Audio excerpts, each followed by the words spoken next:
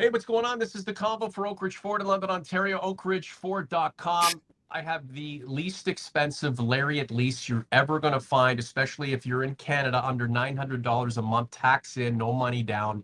A 2.7 502A with 20-inch wheels. I've got all kinds of colors. If you're looking for a Lariat, you want to drive one for at least 2 years, I'm the guy to see. I've been selling a ton of them over the last couple of days. You got to get at me before we're all out. It's like the best deal on the planet. We're crazy for doing it, making literally no money, but we're moving some units, making some new relationships. Get at me at Norman Oak Ridge Ford on Instagram, the Leafs Convo at gmail.com. I will take care of you like I've taken care of so many OGs and converts in the past. Happy belated Independence Day, Mr. Augello. You were in Nashville for what, 4 days, and then it seems like you were in your backyard in 90-degree weather for 4 weeks doing yard work, trying to work off all of Brad Treliving's deals. Good evening. Good evening, Norm. Yeah, no, I don't envy anybody who has to go out there and mow the lawn in 90-degree temperatures. And Veets in the chat, yes. If you want my Rickenbacker, just pay me $2,000. I'll sell it to you. Just like Norm is selling Fords for at Oak Ridge Ford.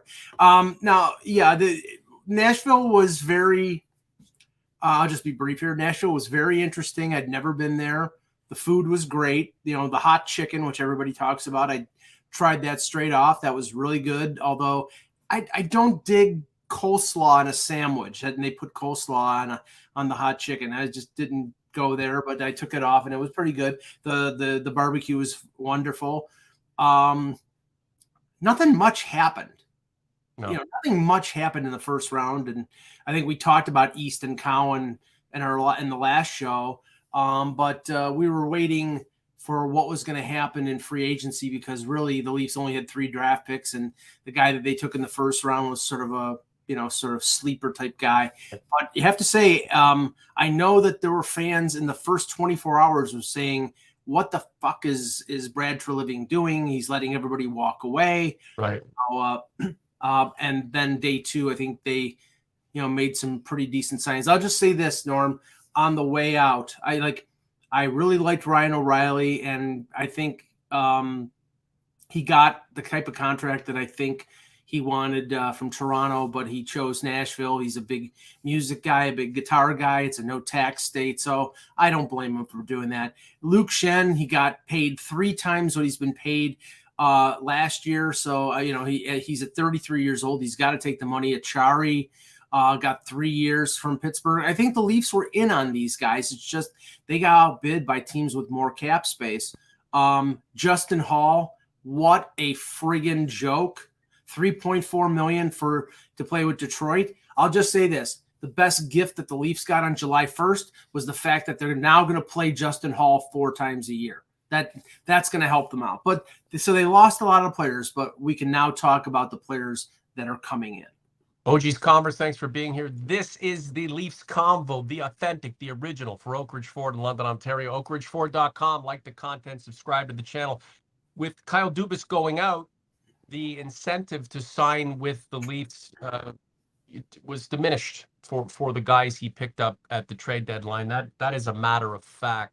And on one hand, the executive who elected to bring these guys in is no longer here. Someone else comes in to take his place and may have a different vision. And that was theoretical at the time. Proof has been in the pudding over the last couple of weeks. Brad Treliving remaking this team. John Klingberg, big shot on the blue line, a 1-year deal. Ryan Reeves coming in for 3, a little over $1 million in a cap hit. Like, again, he's not going to set the world on fire, but may bruise some faces and just kind of be there to help police and make guys like Mitch Marner feel like they're skating a little bit taller. Tyler Bertuzzi in for a 1-year deal, obviously situated to stay healthy and be productive, and then maybe make more when the cap increases. And then Max Domi, a 1-year, $3 million deal. Another guy who plays with grit and had a really good season splitting times between Chicago and Dallas last season. The reaction to what's taken place, Mike, has been mixed. and polarized, which is nothing new with the Maple Leafs fan base. On one hand, you have a lot of people who feel like the Leafs have gotten worse because their favorite players are gone, and then the inevitability of number 88 being traded out.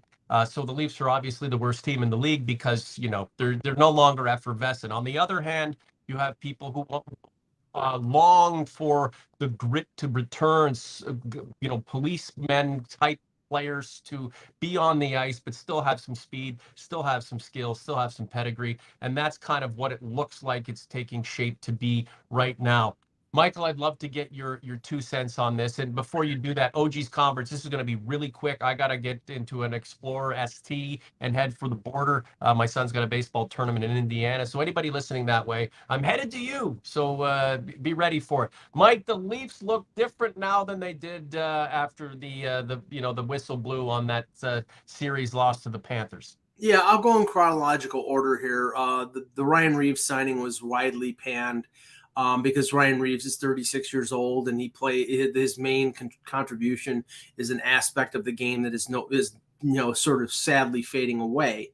But I think, you know, as a team guy, as a guy who will stick up for teammates with a team that has had an issue with that, I think it's a pretty decent signing. Now, 3 years, the term is meaningless. They can bury that contract in the minors if he doesn't play well. If he retires, it drops off because it's a 35 and over deal. If they send him to the minors, it's like the $200,000 cap hit. So it's really meaningless. And, you know, he's a good team guy, so I don't see a problem with it. Klingberg, I mean, he's an offensive guy. People were saying, well, you know, why didn't you just re-sign Erik Gustafsson? First of all, because Erik Gustafsson sucks. Second of all, Erik Gustafsson plays as a left shot, and this team is really weak on the right side. So Klingberg more than likely is going to play on the right side in the top two pairs. Right. He's going to generate offense, and most importantly, he's going to point the power play because he's got a big shot from the point. And, you know, Morgan Rielly, I mean, if they take him off the power play, put him on the second power play, that gives him more time to play 5-on-5. I'd take that responsibility away from him for a year. I think that's a good move because, like, I love Morgan Rielly's offensive ability. He's a good passer. He just doesn't have a big shot from the point, and Klingberg does. The Bertuzzi signing was, I'll just say it, I think it was genius because they needed, I've been saying for 2 or 3 years, the thing that they need the most is a physical guy, an aggressive guy in the top 6, and that is Bertuzzi. Now, I have my own personal opinion about what's going on here. I've heard rumors. I can't verify them, but there's some chatter that this is a 1-year deal leading to an 8-year deal. That in January, when there's a little more idea of what the cap is going to be, and when he's eligible to sign an extension, that he'll sign an 8-year extension. Now, we don't know if that's true, and honestly, I believe it's actually illegal for them to do that, to negotiate an 8-year extension right now. But they can start negotiating in January, and I would not be surprised if that happens. It happened with Jesper Kotkaniemi in Carolina after he signed the offer sheet. I think it's a possibility here. The Domi signing, after hearing what Elliot Friedman said about this, I like it even more. Domi basically has wanted to come to Toronto for years. Obviously, he's a Toronto kid, the son of Ty. Was a first-round pick of the Arizona Coyotes when Brad Treliving was the assistant GM there. Shane Doan was his captain. He wants to play in Toronto. He wants to stay in Toronto long-term. Now, whether that means he'll take a little less on a long-term deal, I don't know. Right now, everything was 1 year. They plugged it in because that was the room that they have. But when they know what the cap is going to be and the cap goes up, then if Domi plays well, and I don't think – he played center mostly in Chicago. I think he's going to play on the wing. I think he's going to play on the wing with either John Tavares or Austin Matthews. So, and he's a good playmaking guy, and he sticks up for teammates. I think that was a really good signing as a 1-year deal. I don't see any issue with. I mean, I would have loved to have kept Ryan O'Reilly. I would have loved to have kept Achari and Shen. But I do think that the players that they brought in, those 3 particularly, Klingberg, Bertuzzi and Domi, really help this team and replace the Buntings and the O'Reillys. So, OG's Converse, here's the question, and this is a question that's spawned from a sentiment that is shared amongst a lot of people who really think they know what's going on. Are the Leafs really worse? We the near consensus was during the season this team get grittier and tougher. They are tougher than the group. Guys who came in are tougher than the guys who left. So is this team really worse? That's a question you need to wrestle with. And I hope you don't wrestle with it long, because I don't think this team is worse. Will it be better? It remains to be seen. But you got to think Max Domi's going to be super motivated. Tyler Bertuzzi, we know what he brings. Ryan Reeves got to be pretty pumped to play in Toronto, and John Klingberg brings a shot that the Leafs just didn't have. So how are they worse? Maybe your favorite guys are gone, and the dudes that have come in represent something you don't like in hockey or you think is a throwback. Well, guess what? That throwback was so required constantly. Do you think with Bertuzzi, Domi, and Reeves in the lineup versus Florida, it would have been as easy for Florida to beat the Leafs as it was? I doubt it. Especially since Bertuzzi was a beast in the playoffs. Domi is he's a good player. Like with Pat Kane, they did pretty great things, and he looked good in the playoffs as well. And he played with the young Mitch Marner in London, so that there's some chemistry there. Right. I mean, I do think, and I got the impression, and this was the line from Brad Treliving. I was standing right next to him at the development camp a couple days ago when he said, basically that they need a balance. They're not going to we could have a ton of players with piss and vinegar, but they need to score. So, but he wants a balance. He wants a balance of guys who are physical and guys who are skilled. And right. I think obviously from his comments, and obviously from the comments of people who cover the team, they're looking to get bigger on the blue line. They tried to get Schenn to re-sign. It couldn't happen. According to Elliot Friedman, they tried to get Matt Dumba. They tried to get Carson Soucy. They're probably going to make a trade, maybe 2 trades. Maybe there's a free agent or 2 out there. Now, right now, they're over the cap, and that's what leads us, Norm, to William Nylander, because the stuff that I heard in Nashville and the stuff that I've heard from insiders like Elliot or Pierre LeBrun are saying that the talks are not going well. Now that could just be floated out there to get the price down, but the talks are not going well. And when I hear the ask from the Nylander camp is over 10 million, I want to puke.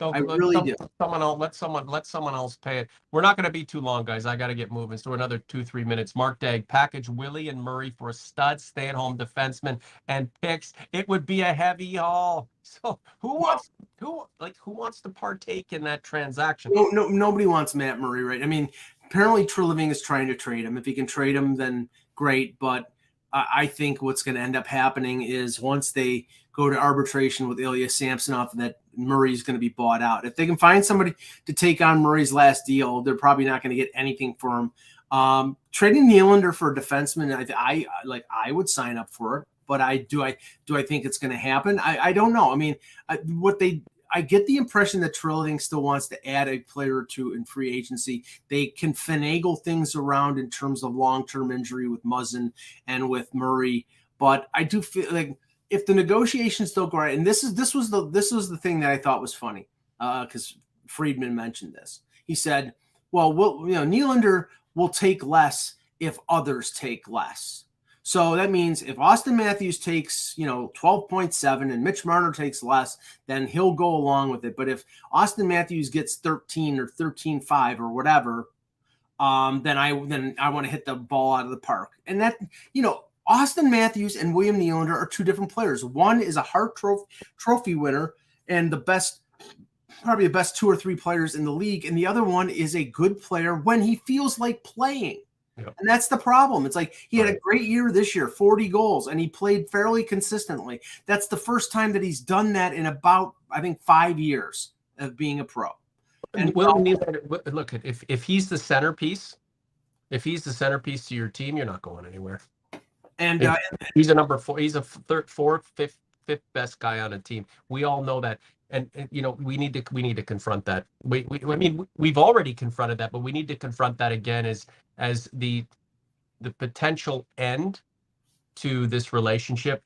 draws closer. Whenever that is, whether it's tomorrow, over the next couple of weeks, next couple of months, if it's at the trade deadline, it's coming. OG's Converts, what say you? Like the content, subscribe to the channel. We really appreciate all of the interaction. The last several shows have been really great. You've been so amazing to us, and we're so appreciative of your support. The Leafs Convo goes into season 6, and we're one of the stalwart podcasts out there that is centered and focused, and belabors and loves and delves into constantly these Toronto Maple Leafs. So if it wasn't for you, we wouldn't be where we are. And, after all these years, really on a nice, real ascent in terms of our growth. Mike, any last comments you want to give to us before we wrap this thing up? And there's no Sunday Spectacular, guys. I'll be out of the country.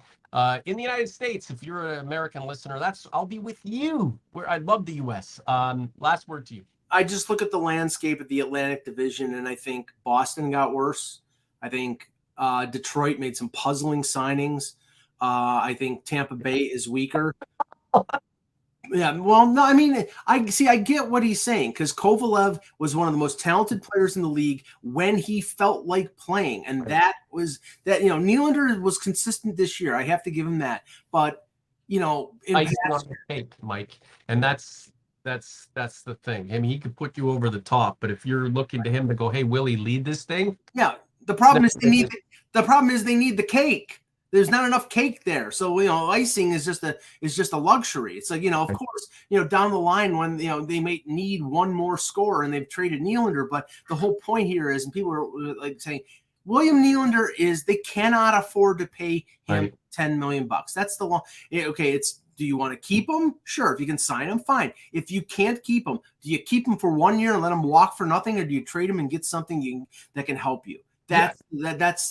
I think that's the big question. There's that, and he's the easiest piece to move. I want to see this core 4 broken up, and if another piece has to fall at some other point, then so fucking be it. On Austin Matthews, what's going on? It sounds like a contract will be signed at some point this summer. It doesn't sound like there's any rush right now. From all the indications, there doesn't seem to be any worry about him. He's got the no move clause now. It's really in his control, but he wants to stay in Toronto. I would think that probably before training camp, you'll hear him signing, but I don't know what the length of the deal is. That's the thing I'll be most curious about. I'm not worried about him signing. I'm wondering what he'll sign for and how many years. If it's 5 years, then I think everybody should be happy. If it's 3, then, it's like you're going to be sweating all over again a couple years down the line. Right. And then if it's 8, if it's, I honestly, I can almost guarantee you it's not going to be 8. I cannot see, because he's 26 right now. He's not going to sign a contract till he's 34. He's going to wait until he's like 29 or 30 and then sign the 8-year deal. It makes more fiscal sense. If he signs a 5-year deal, he's at 31. He can still get a big deal. Right. He's that good of a player. OG's Converts, say your piece. YouTube.com/the Leafs Convo /community. That's where we're posting all kinds of pictures, all kinds of content. We have polls. It's me having a Muskoka, just relaxing with batting gloves on, or it's Mike on the draft floor in Nashville, because he's big time. Mike, you bring us credibility. Let us know how you feel anytime, anywhere. The Leafs Convo @gmail.com. At Norm at Oak Ridge Ford, if you want to talk a little bit about getting into another vehicle. I told you, the best Lariat lease special in Canada. You can also get a base truck for like, I don't know, $225 bi-weekly for 2 years with a few dollars down. It's stupid. Reach out to me. I will take care of you. HockeyBuzz.com is where you can find Mike's latest. What is your, what are you working on right now, Mike? What are you sinking your teeth into and, just gravitating to in terms of the information and anything that's going on with the team? Well, just a comment on Treliving and his want for bigger defensemen. He talked about it. I think that's something that the Leafs are going to explore. There's 2 or 3 defensemen on the Calgary Flames that are in the last year of their deal. I could see the Leafs possibly trading for one of them. So I think, and based on what they were looking for in free agency, that was what he was looking for. So he likes big, tall, mean defensemen, and I think that they're going to be on the lookout for one of those guys. all of the things that we wanted during this last season, that we felt that would necessitate positive change and make this team better than it was, the opportunity to make these changes is happening as we speak in real time. And it's hard for a lot of people to swallow. As it's taking place, the question as to whether the Leafs are as good as they once were is certainly going to come up. But, we've been calling for change for quite some time. This is the opportunity for change, and change is happening right before our very eyes. What's the worst that can happen? Doesn't work out? Make some change again. For Mike, I'm Norm. Talk to you soon. The Leafs Convo is out.